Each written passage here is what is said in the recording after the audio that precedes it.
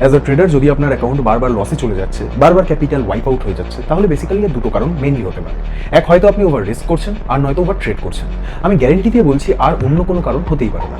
এবার আসছি ওভার রিস্কের ব্যাপারে।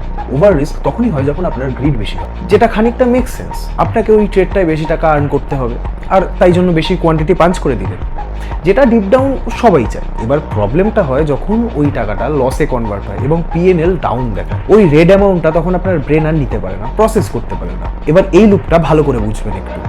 এবার ওই রিস্কের জন্য, রেডকে গ্রিন করার জন্য এন্ট্রি হয় ওভার ট্রেডের, যেটা আপনি না চাইতেও করে ফেলেন। কারণ সিম্পল, আপনি যে লসটা করেছেন ওটাকে আপনাকে কভার করতে হবে, প্লাস প্রফিট করতে হবে, কিন্তু তখন প্রফিট নয়, আগে কভার করতে হবে।